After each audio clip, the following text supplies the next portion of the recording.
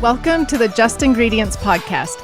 I'm Cara Lynn, and here we talk all things nourishing to the mind, body, and soul. This is a place where you can find just good ingredients to life. Protein powder doesn't have to be high calorie, filled with artificial ingredients, or hurt your stomach. Instead, it can be nourishing and a delicious snack. Just Ingredients protein powder is made with all whole foods and with 5 protein sources for easy digestion and an amazing rich taste. It's made with 100% grass-fed non-denatured whey, organic pea protein, organic pumpkin seed, organic chia seed, and collagen. We bring the highest quality protein to every batch. Just Ingredients is committed to its ingredients and only uses the highest quality natural ingredients that come from the earth.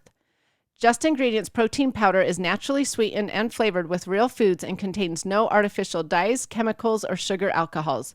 So if you want a delicious tasting, high protein, low calorie protein powder, you want to try Just Ingredients protein powder today. For 20% off your order, use code JIPodcast at justingredients.us. Once again, that's code JIPodcast at justingredients.us for 20% off your protein. Dr. Josh Redd is a chiropractic physician and author of the Amazon best-selling book, The Truth About Low Thyroid. Dr. Redd owns 7 functional medicine clinics in the Western United States called Red River Health and Wellness. They see anywhere from 200 to 300 patients a day. These patients come from across the country and around the world who are suffering from challenging inflammatory, autoimmune, endocrine, and neurological conditions. He has a master's in human nutrition. He is finishing up his thesis and master's in public health biology at Johns Hopkins. He is also in his last year of naturopathic medical school at National University of Health Sciences in Lombard, Illinois. He teaches thousands of healthcare practitioners about functional medicine and immunology, thyroid health, neurology, lab testing, and more.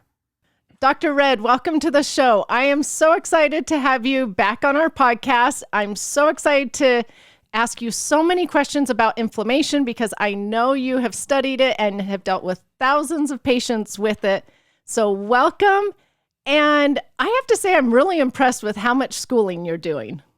Hey, well, one, it's good to be here. I love it. And I loved our last podcast that we did together. I'm excited for this one. This is a fantastic topic. And two, when it comes to my schooling, I have a condition that my wife and I just diagnosed me with. It's called FOBACT. Have you heard of FOBACT before?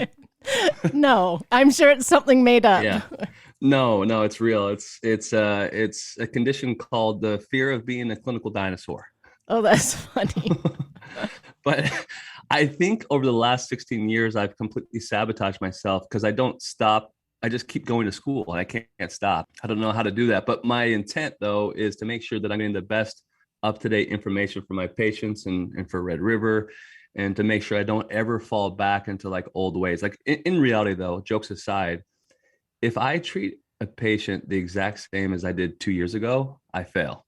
With all the new research and literature that's constantly coming in, I want to make sure that I'm staying up to date. I want to make sure that I'm doing the best, most critical thing for my patient to improve and to feel better, right? And so, but yes, all the schooling has definitely helped with that. Well, that's amazing because I wish actually all doctors would stay on top of the new research because we're always finding out new things and there's always new research. So I love that you're up to date on all the new current things. Definitely.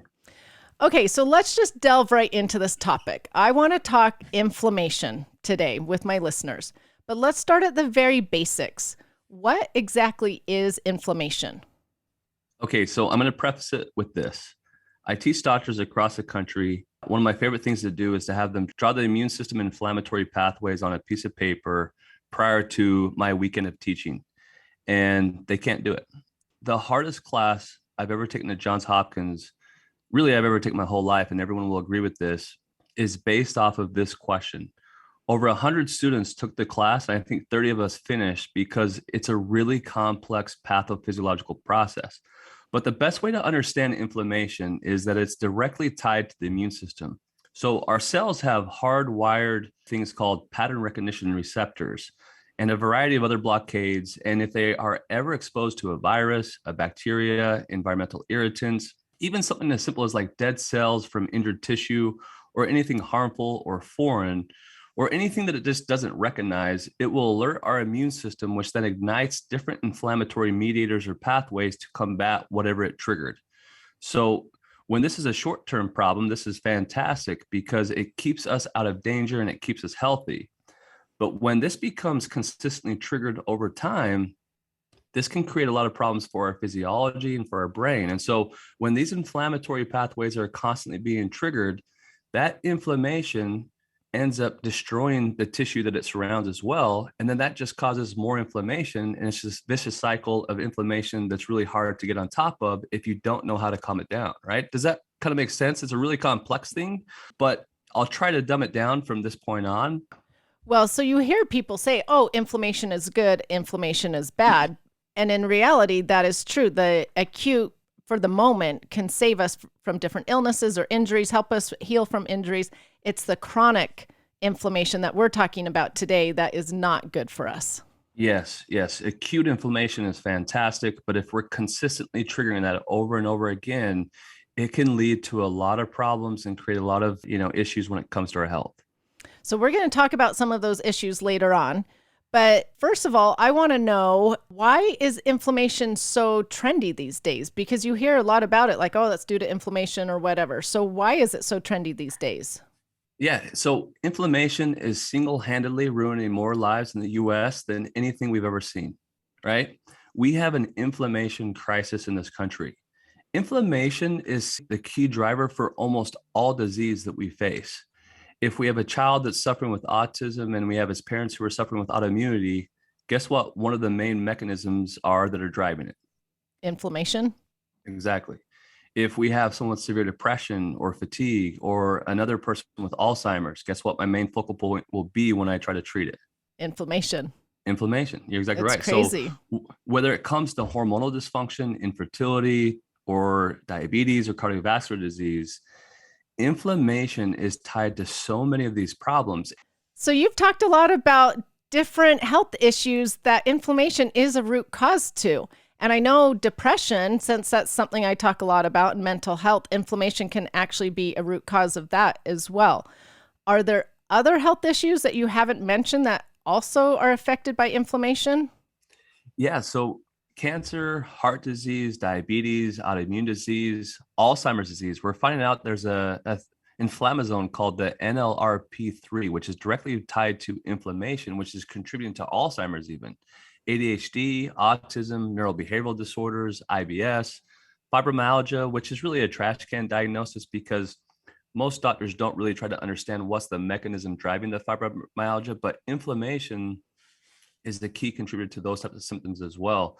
And in reality, the more that I think about it, the more I realize that all we are really doing to get the results we are is simply identifying the triggers for inflammation and then addressing them for that specific patient. It's not even about disease or a condition or a diagnosis. It's really about inflammation and their specific triggers from a dietary, lifestyle, physiological, neurological, and emotional standpoint. Everyone may have different triggers to an extent, but driving that inflammation down is really what's going to help these individuals improve. So like, for example, I walked into my office and I had this 12-year-old girl in there with neurofibromatosis type 2. And this is a condition where you develop non-cancerous tumors in your brain and spinal canal. It is brutal. And her grandparents were just pleading, asking me to give her a chance and to help her out. And I honestly didn't know what I could do for her. But I was like, you know what, let's just check your inflammatory markers and check for other physiological imbalances and see what we can do to just kind of help improve your quality of life. Not to really like cure the neurofibromatosis type 2, because that's not what we're going to do, but to actually just see if there's anything that we can do to improve her quality of life. We checked her blood work. The blood work came back. She had tons of inflammatory markers that were high. She had a lot of different blood sugar imbalances and poor liver function, a lot of different things for a 12-year-old that we usually don't see.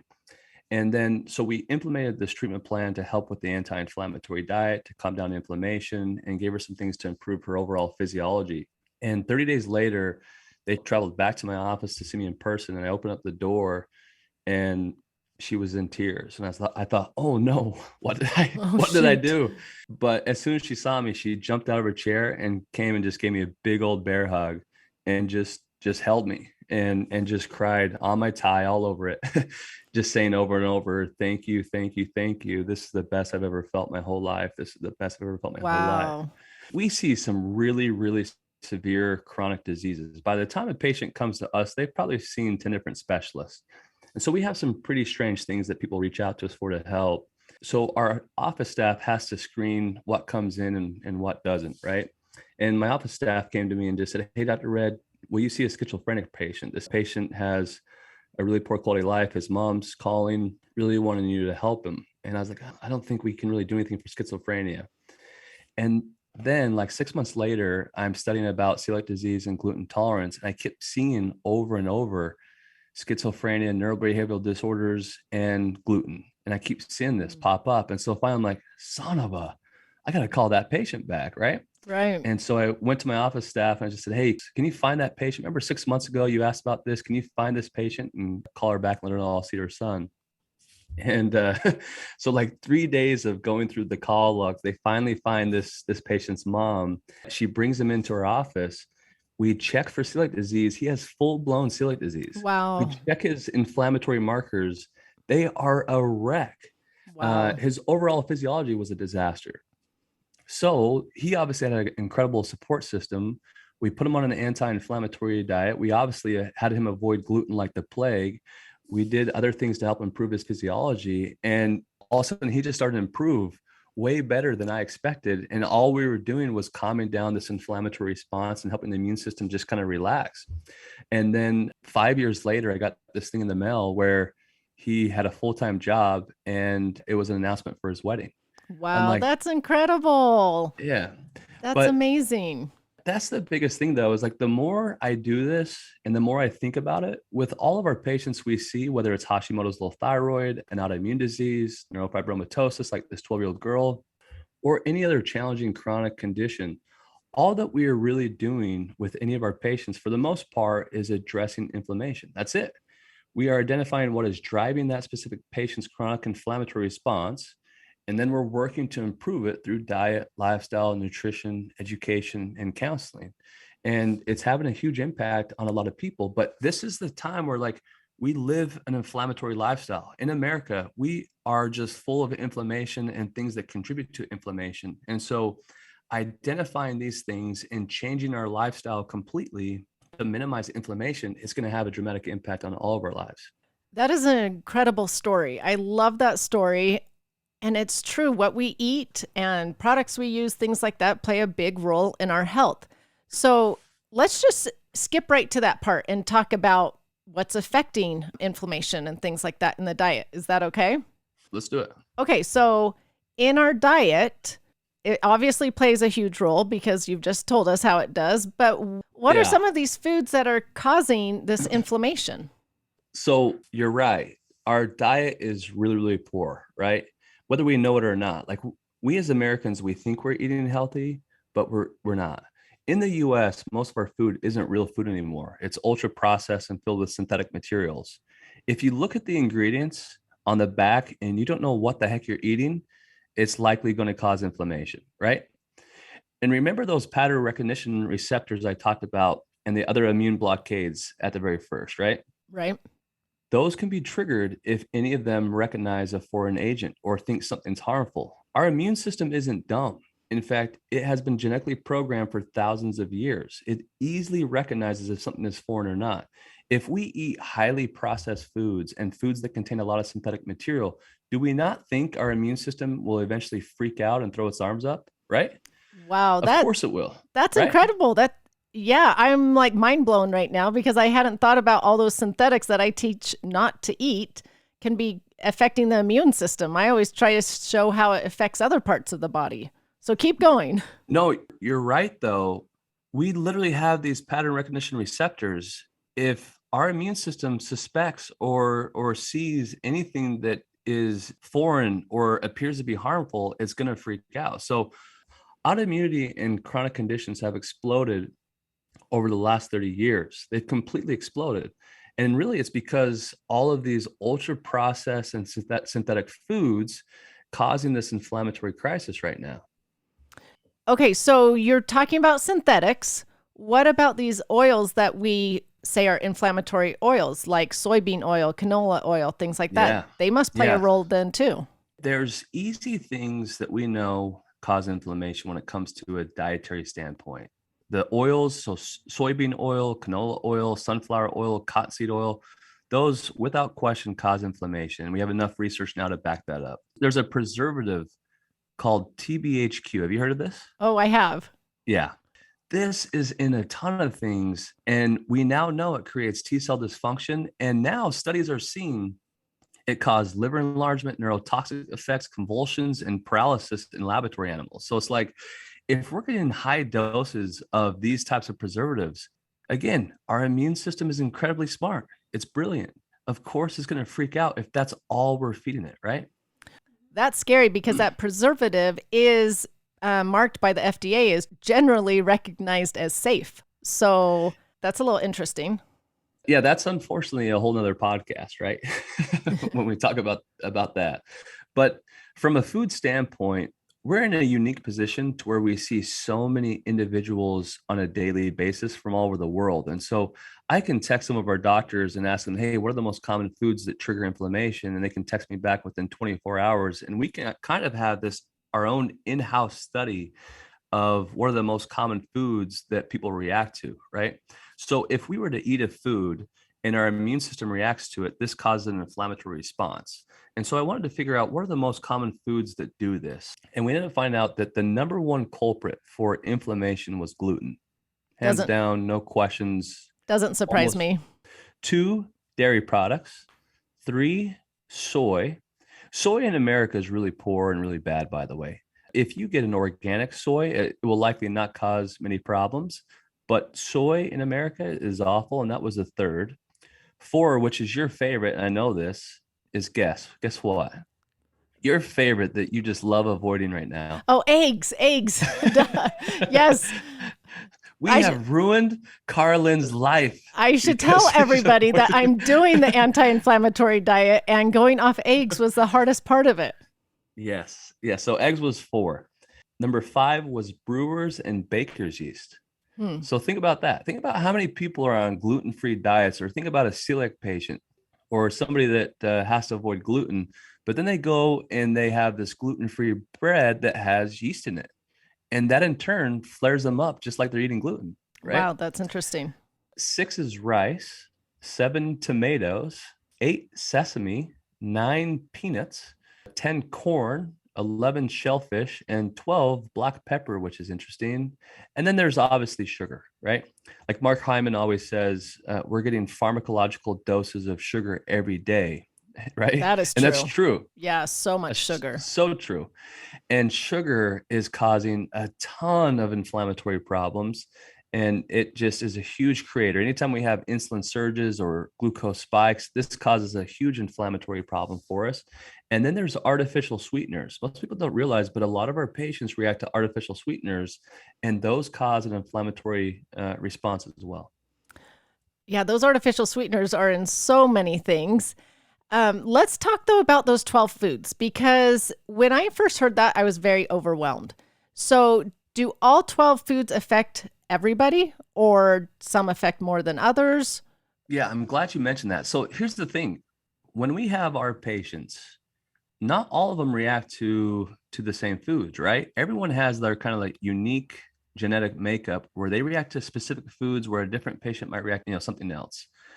When you look at this list of foods, though, these are just the most common ones that we see, but we have tons of patients that still are able to eat dairy or eat eggs or have yeast and not have any reactions or have an inflammatory response.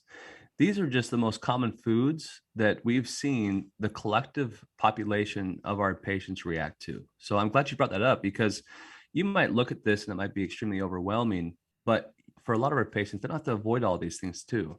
Here's another thing. When you get the inflammation to calm down and the person's overall physiology is functioning better, prior to that, they might have 15 food intolerances. And now once things are functioning better and their quality of life is better and their absorption is better and their ability to digest food is better, they might only have like 3 food intolerances. So the sicker we see our patients, the more food intolerances they likely have. Those kind of go hand in hand there. Oh, that makes sense. Okay, so There's a lot of talk out there about anti-inflammatory diets. So is an anti-inflammatory diet a diet avoiding all of those 12 items that you said? Unfortunately, more. And so here's what I'll do. Over the last 11 years, almost every one of our patients who have seen Red River has at least started on an anti-inflammatory diet. And our whole goal with this podcast is to help anyone who's listening. If we give so much advice during this podcast and nobody wants to go to Red River anymore because they feel so much better, then that's fantastic, right? We can go get a job somewhere else. And Dr. Stadler is like a male version of Martha Stewart, so he won't have a problem getting a job. But really, our whole goal is to give you so much insight and information that you can do this on your own, and it can play a dramatic role in your health. So when it comes to an anti-inflammatory diet, here's what we do. Okay, we encourage all of our patients to start reading all the nutrition labels and pay particular attention to the list of ingredients. Okay. A lot of things which are marketed to be healthy or all natural or fat-free or sugar-free or even organic end up causing a lot of inflammation for our patients. So we just want to make sure that that's clear. But as far as the foods to avoid when it comes to an anti-inflammatory diet, here's what we do. Obviously, we have them avoid anything that they're allergic to. We have them avoid dairy. So that includes milk, cheese, yogurt, butter, margarine, and shortening. We have them avoid eggs. We have them avoid gluten, obviously, which is like your wheats, oats, rye, and barley, anything like breads, pastas, cereals, tomatoes. We have them avoid dehydrated fruit. And this is kind of interesting too. Sometimes, like when we talk about the sugar thing, anytime we have an insulin spike or surge, that creates a lot of problems with our physiology. So dehydrated fruit and even too much fruit into like a smoothie or too much fruit at one time can actually flare up a patient really easily. So we want to make sure we're cautious with our fruit intake. Rice, corn, and potatoes, we have them avoid. Alcohol is really, we all know this, but just to give you an idea, we have what's called an enteric nervous system, which aligns our whole intestinal tract. Just even a slight exposure of alcohol kills neurons instantaneously. Like Wow. we know alcohol is not great, right? Coffee, black tea, and soda, fruit juices. We have them avoid iodine. We see a lot of Hashimoto's patients. And so we have them avoid iodine. Iodine is a cofactor and stimulator for what's called a TPO antibody, which is really the main culprit for a Hashimoto's patient. And so excess iodine will actually flare up their autoimmune response. But that's not necessarily for everyone. That's just for our Hashimoto's patients. We'll obviously have them avoid sugar, natural and artificial sweeteners, including agave. We'll have them avoid soy products. We'll have them avoid peanuts, beef, pork, shellfish, cold cuts, bacon, hot dogs, canned meats, and sausage. That's all they avoid. When you first told me that, I about died. I was like, what is there left to eat? But there actually is a lot to eat. After now doing it I've done it for like 25 days.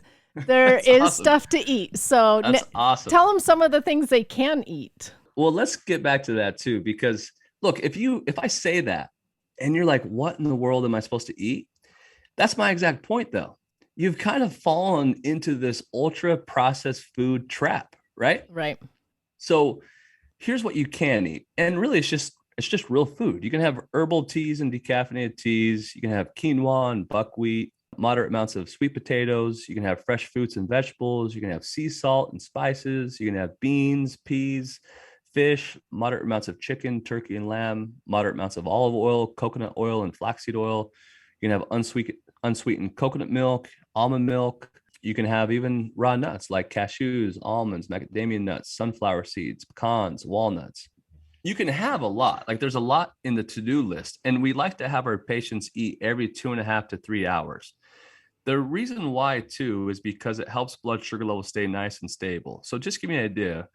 We have all these chronically ill patients that come from all over the world to see us. We've never had any problems by having them eat every 2.5 to 3 hours, keeping blood sugar levels stable. I love fasting, and a lot of our patients can fast, and we tell them to fast. But in this instant, because we don't know, fasting can screw up a ton of people.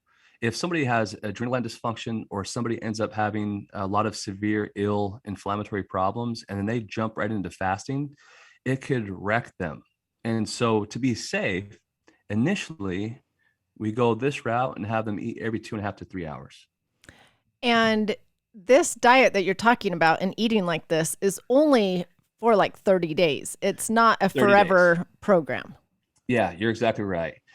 If we have a really, really severe patient too, we might have them avoid nuts and seeds and nightshades as well. So prior to starting this, we'll have them do a food intolerance test so that we can see exactly what foods they're intolerant to. There'll be some patients that literally some of this healthy stuff up here becomes, they're intolerant to. But then they start the anti-inflammatory diet for 30 days, and then we'll start adding foods back in slowly but surely, making sure that we do it in a systematic way that's going to minimize inflammation and minimize problems.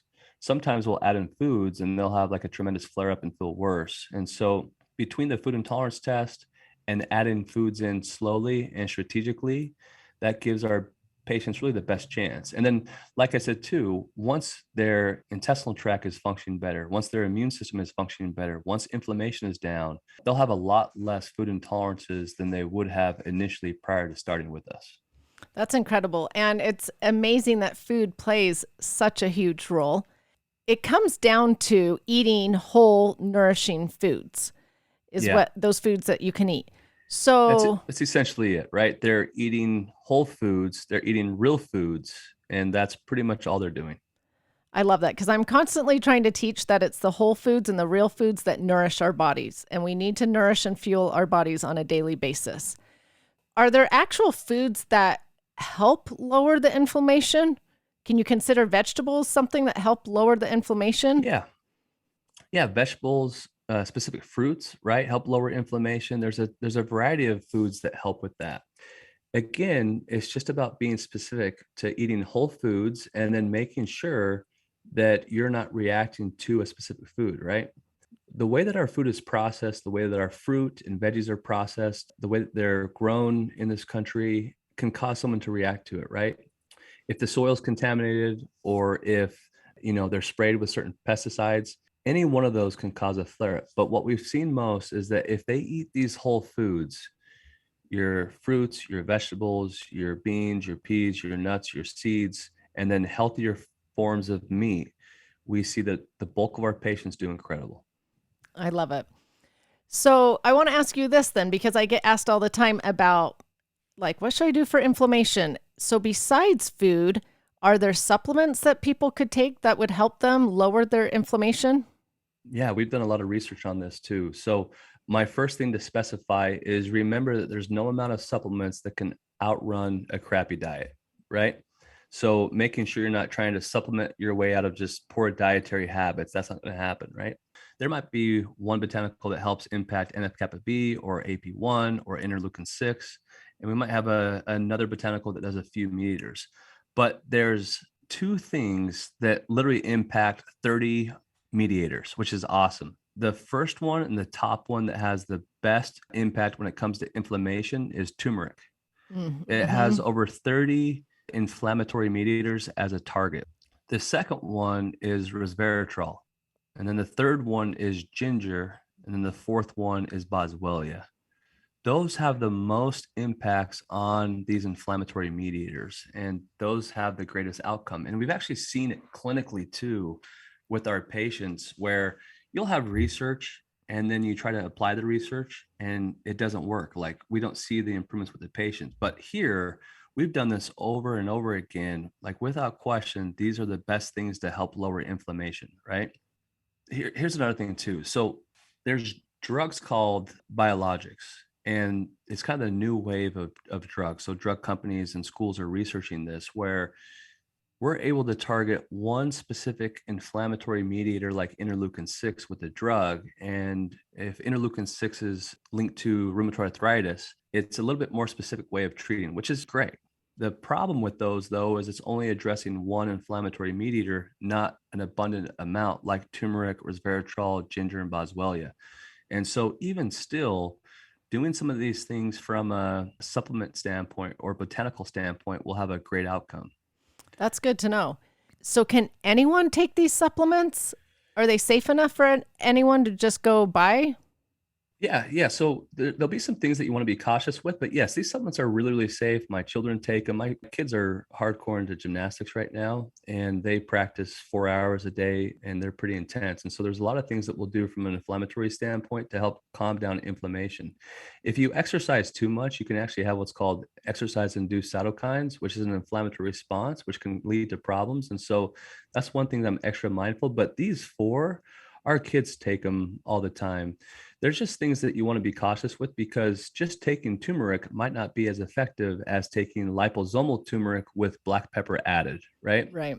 And so the addition of black pepper literally in research shows that it's 2,000 times more absorbable just I by adding black pepper. I did know that. It's amazing. Yeah. And so now, if you remember though, black pepper was on that list as one of those things that increase, Right. intolerances, right? Or increase inflammation. So there'll be some patients that might not be able to tolerate it with black pepper in it. When it comes to resveratrol, you'll want to make sure that it's also in a liposomal form. It just helps pass the stomach better and it helps the absorption better. Boswellia, you also want to make sure that it has black pepper in it as well. That will really increase the absorption as well. Ginger is fantastic. It's probably one of the best botanicals that we work with. There's other things that you can inadvertently decrease inflammation too, though. Vitamin D increases regulatory T cells, which will inadvertently decrease inflammatory mediators. And so a lot of our patients will just give a higher dose of vitamin D, and then we'll check their vitamin D levels really consistently. We want their vitamin D levels to be around 50 to 80. That's kind of the magic range. And so we'll give them a dose high enough to keep it within that range, and that will help calm down inflammation. So, for example, if somebody has a flare up, let's say an inflammatory flare up, and they feel worse, we'll actually give them a higher dose of vitamin D, check their D levels and their inflammatory levels, and monitor that closely. And the increase in vitamin D and some of these botanicals above will end up decreasing their inflammatory response and help them recover much faster than what they would have before. Another great one, which is probably my favorite, is glutathione, right? Glutathione is the body's master antioxidant. And now a lot of people know about this, but many people have low glutathione due to poor diets, excess sugars, environmental toxins, and chronic health conditions and aging.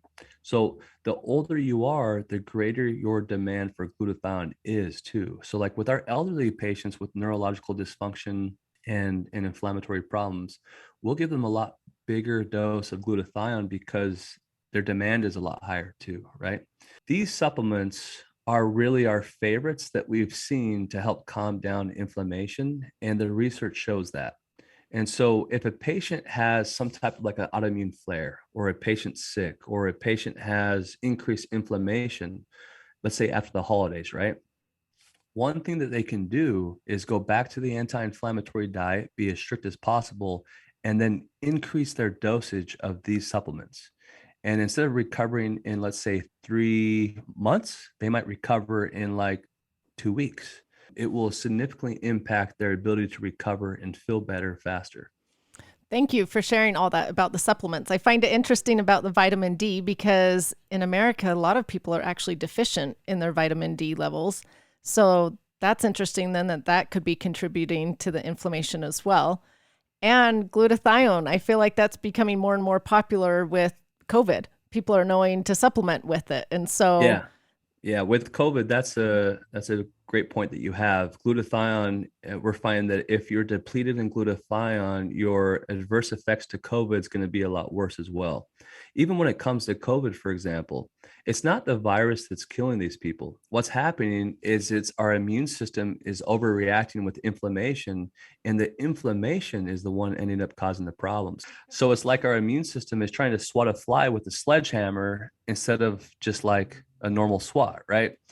The overabundant reaction of inflammation from COVID is really what's causing problems. And so, with a lot of our patients with COVID long haul syndrome and all these other issues, ironically, once they get on an anti inflammatory diet and once they can help calm down these inflammatory mediators, they actually improve and do so much better. Like, we'll have individuals that are on oxygen and they can't even walk upstairs without, feeling like they're going to die.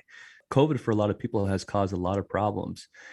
But in reality, the best way to help with these long haulers is we're calming down the inflammation as fast as we can. We're having them do the anti-inflammatory diet. We're giving them these supplements to help calm down these inflammatory mediators. And all of a sudden, their oxygen levels get so much better. They're able to actually do the things they used to do pre-COVID, right? In fact, just today, I had a patient who was dealing with COVID long haulers. Like, she was a mess, but she just texted me and was like, Dr. Red, I was able to do my first massage and I lasted a whole hour, because she's a massage therapist.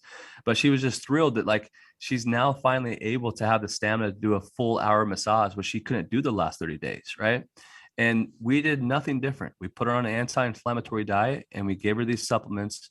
We gave her some neurological exercises to do as well that have a huge impact on inflammation. And now she's killing it. But this is really consistent with a lot of our patients who have been suffering with COVID long haul as well.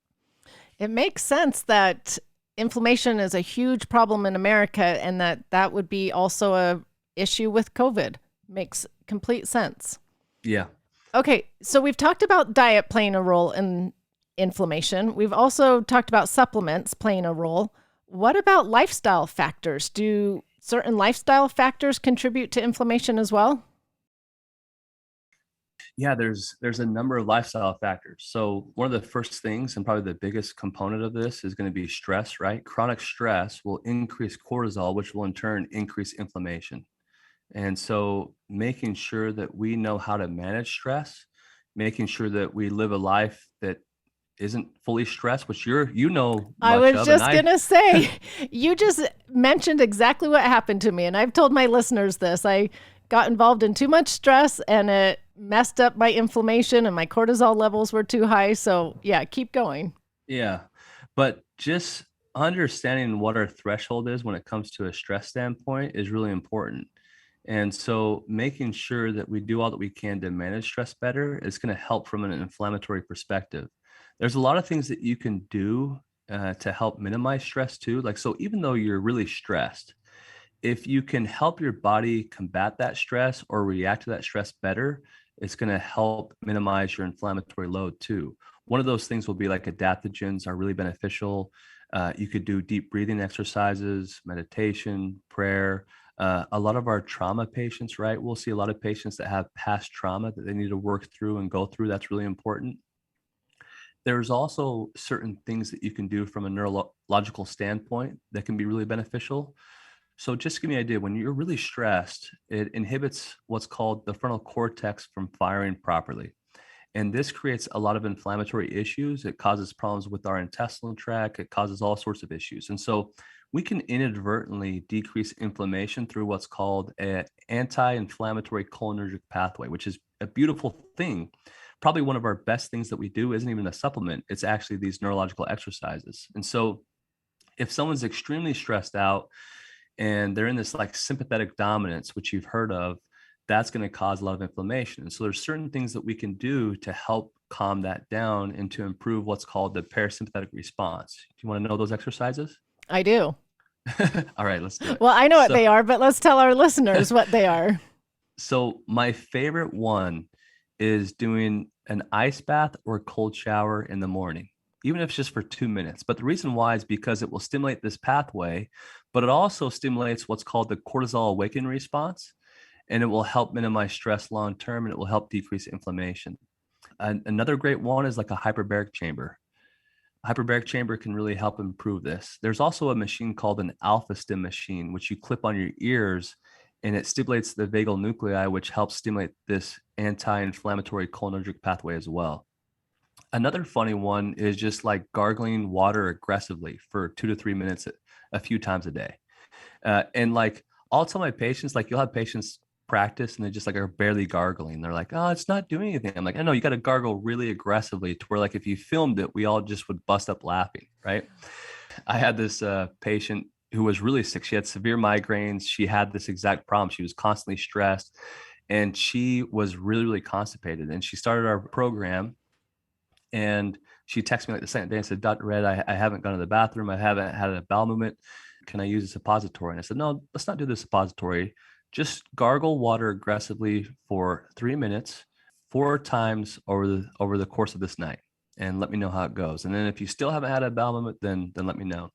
And so she's like, oh, okay, I'll try that. So she gargles the water aggressively. After her second time, she texts me. She's like, Dr. Red, I had a bowel movement. I'm like, ooh, gross.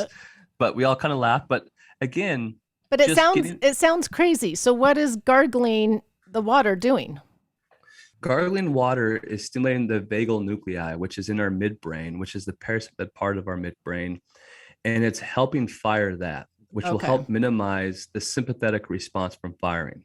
And so we live in this like sympathetic, stressful fight or flight life, right? And improving our parasympathetic response, or our response that is like a resting and digesting response, will significantly impact inflammation in our body.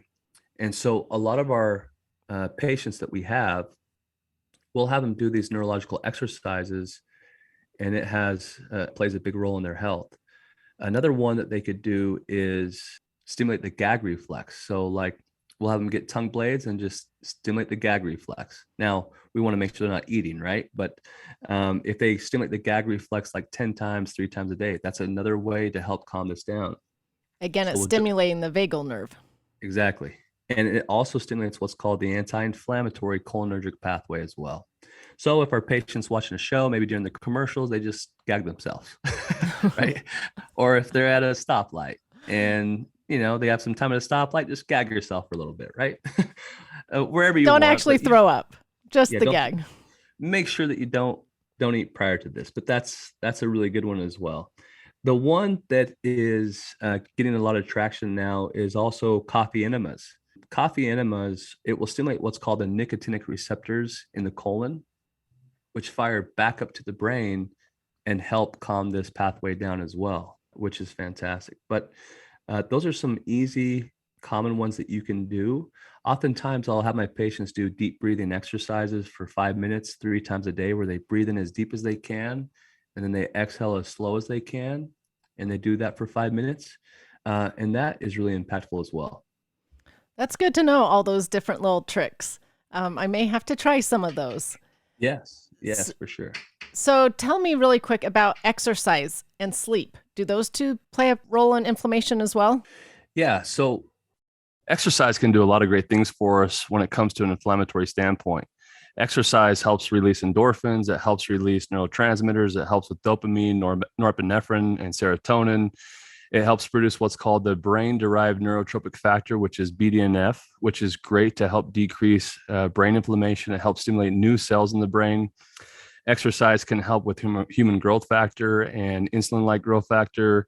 It helps with the circadian rhythm. So a lot of our patients will have them exercise right when they wake up, which will stimulate the cortisol awakening response. So regular exercise on a consistent basis can play a big role. One thing to be cautious of is that if somebody is really ill, too much exercise can actually flare them up.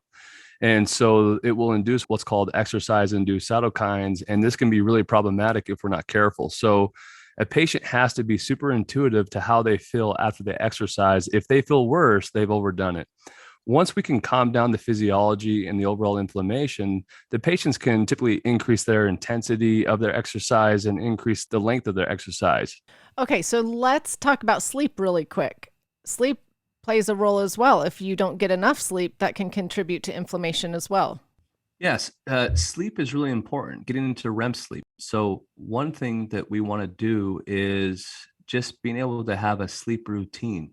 A lot of our individuals and patients are on all these electronics. They're constantly scrolling through your Instagram or yours late at night, or mine late at night. And then they try to go to bed and they can't go to bed because they have all that blue light causing neurological stimulation. And so doing all that we can to make sure that we're sleeping effectively and we're getting a good bedtime routine in so that we can get into REM sleep is going to be important. Some of our hardest patients and most challenging patients are the ones that work night shift. And the reason why is because it has to do with that cortisol circadian rhythm that I talked about before. If we don't have that in check and that's not functioning well, that's going to cause a huge amount of inflammation. And so making sure that we're doing all that we can to get this nice cortisol circadian rhythm throughout the day so that at night we sleep effectively is really important. Okay, let's actually talk about the cortisol. Well, cortisol not being in check, because that is so many people probably in America. So people listening to this podcast are probably like, how do I even get any of this checked or tested? How do I get the cortisol checked? Or is there blood work that I can look at? So let's talk about the testing. What is there that people can go ask their doctors for? And I love the way that you mentioned that, by the way. You're saying that question as if you are proactive in your health, right? You have Back to in be the these old, days. you're right. Back in the old days, like the old school model of treatment was you have this authoritarian doctor telling you what to do when it comes to your health. And that can't happen anymore. Like, let's not forget, we work for you guys, right? Our whole goal is to teach you and educate you and show you what to do and what not to do so that you can be the expert in your own health. But as doctors now, our role is not to be an authoritarian doctor just demanding what you should do. That's unacceptable. Now we need to make sure that we're teaching, we're listening, we're understanding, and we're collaborating together with your insight as a patient to make the best decisions. So I love that you asked that question. Okay, now as far as what tests can you do? So when it comes to cortisol, really the best way to check cortisol is going to be through the saliva. And we'll typically check cortisol throughout the full day, where you spit in these little vials first thing in the morning, afternoon, mid-afternoon, and night. That's a great way to check for your cortisol circadian rhythm. Now, when it comes to inflammation in general, for the last 11 years, we've checked inflammatory markers with every single one of our patients.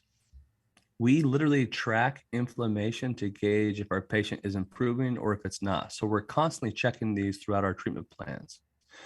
It's a really, really big part. When we can calm inflammation down, no matter what they're suffering with, 99% of the time, the patient feels better symptomatically and looks better from a biochemical perspective pertaining to their lab work. So the first thing and the most common thing we'll check for is what's called a C-reactive protein. Normal is 0 to 3. Anything above 3 means you have too much inflammation. Sometimes this will also assess for your cardiac risk as well. And so if we have a younger patient, we're not too worried about that. It can be secondary to inflammation, but this is a really important marker to check for. Even with our autoimmune patients, we'll check these markers really consistently and then implement the treatment plan and then retest. And we're just constantly checking.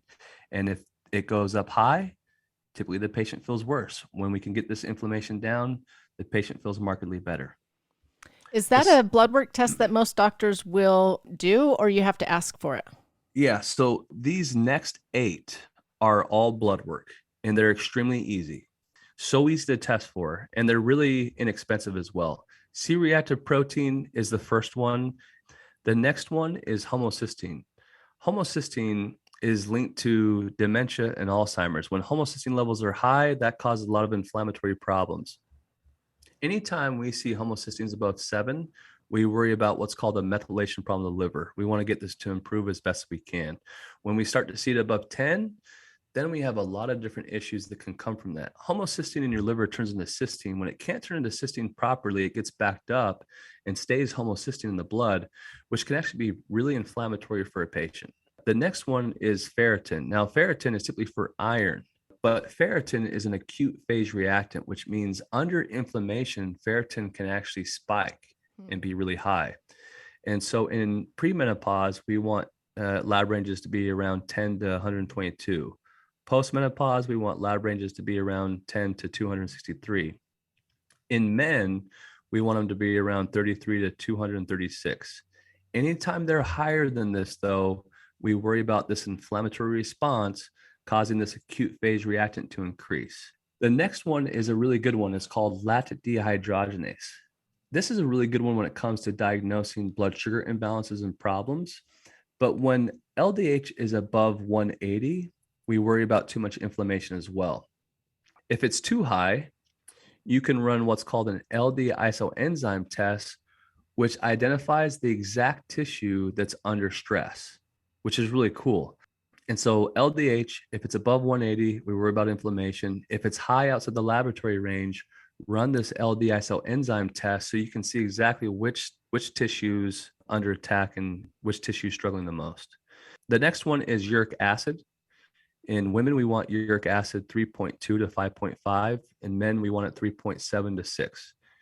Uric acid is linked as well with these acute phase reactants, and it also is linked to causing hepatic inflammatory molecules to increase, which causes a lot of problems as well.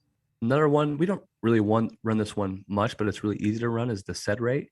This essentially detects alteration of blood proteins, which typically indicates inflammation. This is another one. It's called the HDL, which we've all heard of in a lipid panel. You want your HDL levels high, but HDL is an acute phase reactant as well, which means with too much inflammation, HDL will increase and be really high. So anytime you see HDL above 85, that's actually more of a concern for an inflammatory response than anything else. So you might see like a doctor be like, oh, your HDL levels are incredible. And we'll see the labs like, oh my gosh, they're terrible. You don't want them that high, right? Oh, that's interesting. The last one is interleukin 6. This is a really common inflammatory cytokine in chronic conditions and autoimmunity. So we love this inflammatory marker right here. But look, let's say you run 5 or 6 of those markers consistently. And if any of them are high, then you monitor those ones that are high to see how your treatment plan is doing. If it's not improving and your symptoms aren't improving, you're not getting any better. And don't settle for superficial diagnosis and a superficial treatment plan. Like, let's get to the mechanism of why you feel bad. Let's monitor this closely. So not only do you feel better, but that your overall physiology and biochemistry looks better. So, question about these tests. So, the average person, do they need to feel certain symptoms to go to the doctor to ask for these tests? Inflammation is the root cause of so many things that anyone should just go in and ask for these inflammation tests to be done. Anyone can get these done. We monitor these closely. Even like for me and my wife, we check these every 6 months, right? Just to make sure that we're doing good from a health standpoint. But there's symptoms of inflammation, and that will be fatigue, depression, brain fog, swelling, water retention. You'll see patients that might gain and lose 5 pounds of weight within a day. That's a problem. Congestion, skin issues, pain, and joint pain. One thing to think about is that even past injuries and conditions worsen with inflammation. So wherever there's fire, if you add inflammation, it's like putting gas on a wildfire. It just gets way worse. So for example, I broke my back and shattered my tailbone a few years ago and was paralyzed for a few days and then was in bed for 6 weeks. Today, if I do things that stimulate inflammation, my back pain goes from a 1 out of 10 to an 8 out of 10. And it stays that way unless I calm it down. Even for me, just back pain from previously breaking it, I have to control my inflammation or I'm in a ton of pain. That's interesting. Okay, talking about symptoms, I have a lot of followers who talk to me about their hormones being off. So can inflammation be the root cause of hormones being off? Are hormones being off a symptom? Yeah, that's a great question. So it's different with men and women, but inflammation in men degenerates what's called the Leydig cells of the testes. And they're the things that produce testosterone. So you'll see lower testosterone in men with inflammation. Inflammation also in men causes testosterone to convert into estrogen, which then causes insulin resistance and then causes more inflammation. So it's a vicious cycle here. In females, inflammation will cause the theca cells of the ovaries to produce more testosterone, which will cause more inflammation and also cause insulin resistance. But then it ends up causing a whole lot of problems when it comes to infertility and miscarriages and hormonal dysfunction as well. And then obviously inflammation, like we talked about cortisol, inflammation also impacts the adrenal glands and leads them to produce cortisol, which causes them to steal away reproductive hormones on top of it. And so this can be a driving factor for a lot of problems when it comes to hormonal dysfunction. In fact, most of my patients who are on hormone replacement therapy, really what's going on is there's underlying inflammatory problems generating the hormonal dysfunction. So for example, guess what happens to a male when he's on testosterone replacement therapy if he isn't addressing the inflammatory component? It messes with the other hormones. That's right. So testosterone will just convert right into estrogen, and it ends up leading to a number of different problems.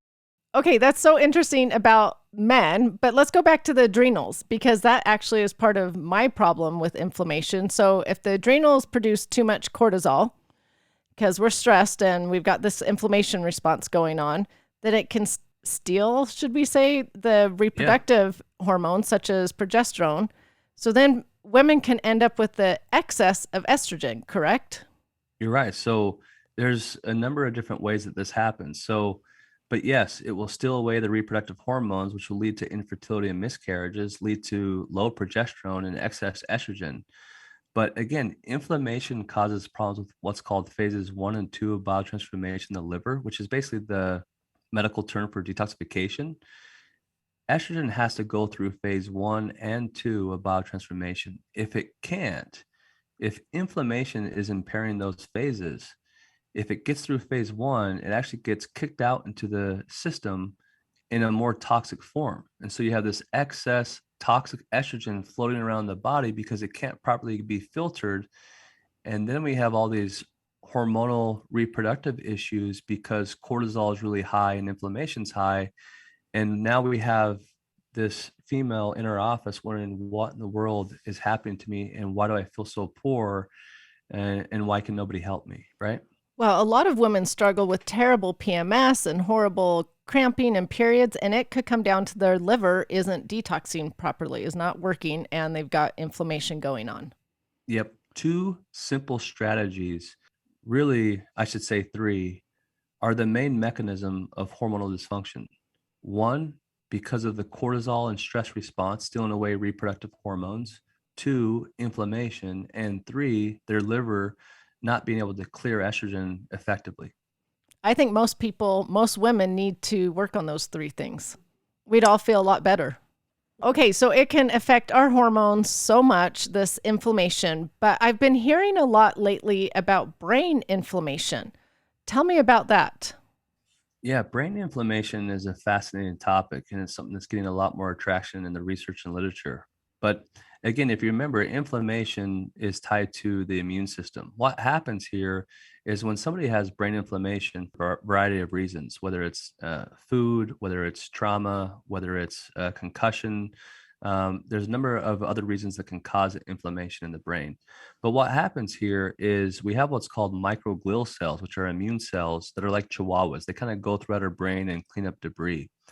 When we end up having brain inflammation, it will excite these microglial cells and they'll become overactive and they'll actually destroy too much of the brain.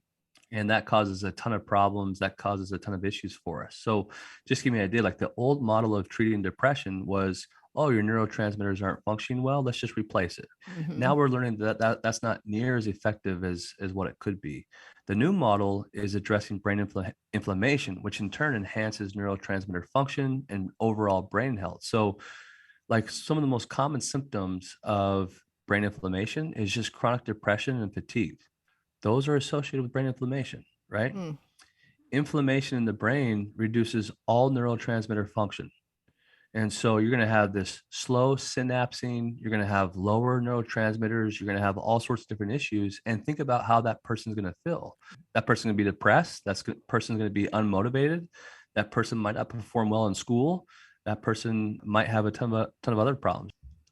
But another common thing is just brain fog. That's a common symptom that we see with brain inflammation.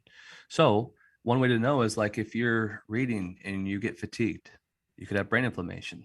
If you're listening to this podcast and you get fatigued, you could have brain inflammation, right? Or I could just be a really poor interviewer. But That's not the brain, case. if somebody's driving and it causes fatigue, that could be brain inflammation. And so those are some of the things to look out for. The most disheartening thing for me, though, is in pediatric patients and in children, because we have literally set them up for failure. Like, think about this. 1 out of 3 or 4 individuals growing up now have neurobehavioral disorders and neurodevelopment delays. And the main mechanism driving it is inflammation. So here we have these kids, they eat cereal for breakfast, they go to school and they have their school lunch of chicken nuggets and milk, and then they come home for dinner, and who knows what we feed them for dinner, and their brain is literally on fire. They have neurobehavioral problems, they act out, they just don't feel well. But we as parents expect them to behave or expect them to be a certain way, but we're not giving them any of the tools to actually be healthy. Then they try to sleep, and because of the brain inflammation, they don't ever get into that REM sleep. Their brain's on fire, going a million miles an hour. Then they're on these electronics, causing brain stimulation even more, and they have no chance. Wow. If we can't improve brain inflammation by the age 25, any brain delay stays the same. It can't improve after that. And so we're seeing now incarceration rates, affairs, our ability to like make judgment calls, good judgment calls and decisions goes out the window if we can't help these kids. And unfortunately, this is the worst I've ever seen it.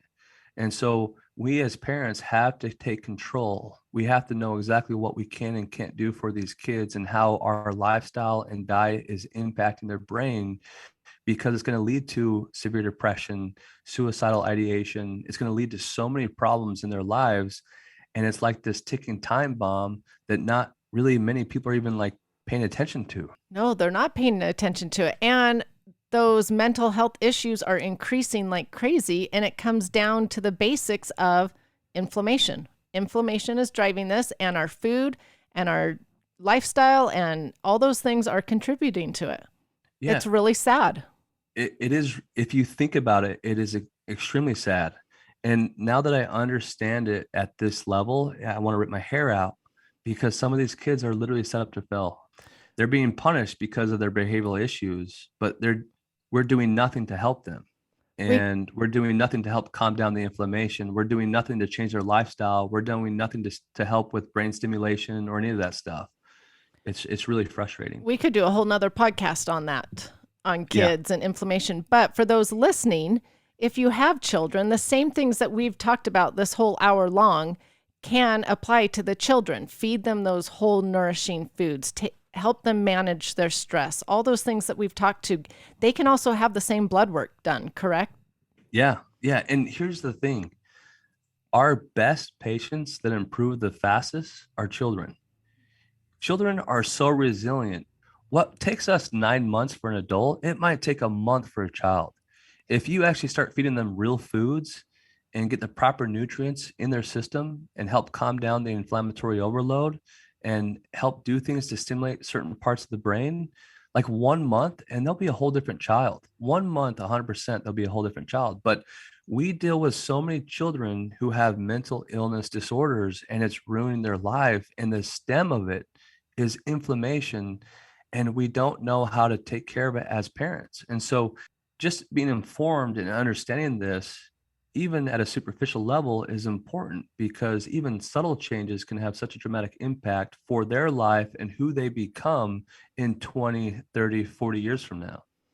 Well, and I think that's why so many people are getting on Instagram, like you and other doctors, trying to educate the masses of, look, there's answers out there. There's solutions out there, but you've got to feed your children well. You've got to do these things, that we know help. So thank you, Dr. Red, for being on the show today. Thank you for teaching about inflammation and what we can do to lower our inflammation. And I want to encourage you listeners to actually share this episode with others, because it might be a problem that your family member is dealing with, a neighbor is dealing with, a relative. You never know who is dealing with inflammation, that this could really help them. So thank you so much, Dr. Red, for being here today. Yeah, thank you so much for having me. It's always a blast being with you.